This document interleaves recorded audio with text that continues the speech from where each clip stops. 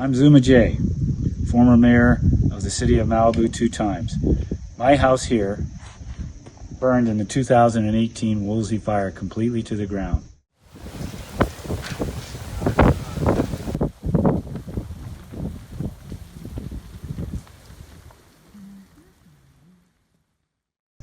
I'm here to help make this work. And what we're going to do is map it before it burns, and then we'll be able to tell you where it's going to burn and how intense it's going to burn. Thank you. Traditional fire models operate on very aggregated depictions of landscapes, typically in 30-meter pixels. A new generation of fire spread models, such as Quic Fire, can greatly improve our ability to manage both prescribed fires and wildfire. However, these models require much more granular data. The fire score system can capture this data cost-effectively and can also enhance the outputs of these models to make them accessible to more stakeholders.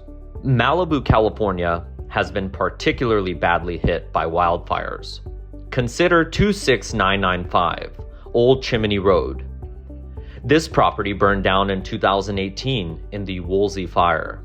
Here, utilizing the fire score magnifier, you're able to identify live fuel moisture, a critical parameter in wildfire modeling. In the color with the darker purples, you're able to identify areas rich with moisture, whereas the lighter colors and shades will show where it's drying out. In contrast to conventional surface models, we capture and colorize 3D points, a new and powerful technique known as Gaussian splatting.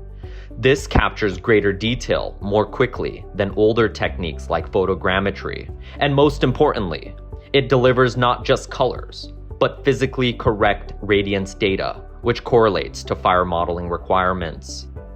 Splats support resolution time rendering on a number of VR and AR devices, including here on MetaQuest. In wildlands, reducing fuel loads often uses a technique called prescribed fire, purposefully lighting fires under controllable conditions.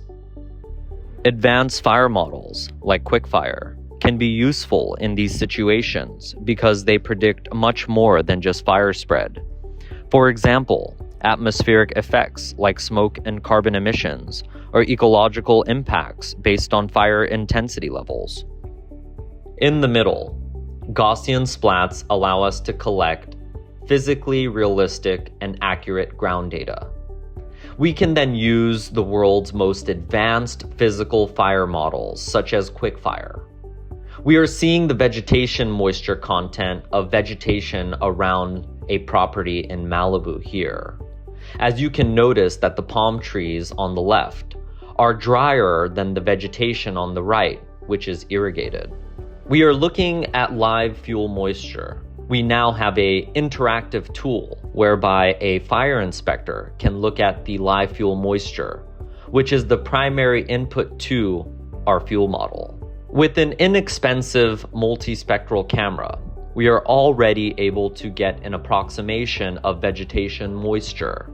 However, with hyperspectral, we have a much clearer view as well as an ability to classify vegetation species.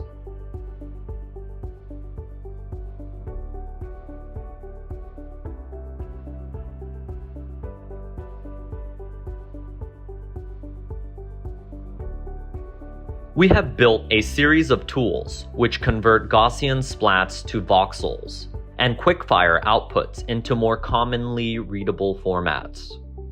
This allows model visualization in open source scientific tools which support GPUs and VR headsets, such as ParaView.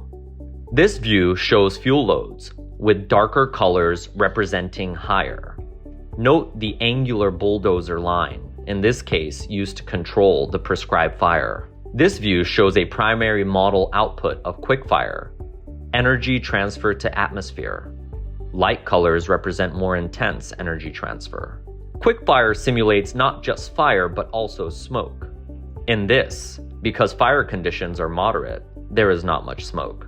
To reduce the abstract nature of these voxel visualizations, we have used procedural 3D vegetation models to place scale-correct vegetation across the landscape.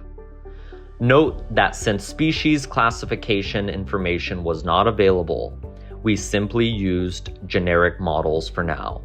The realism of the simulated trees can be enhanced with generative AI, and this is being done in Register with the live fire simulation output.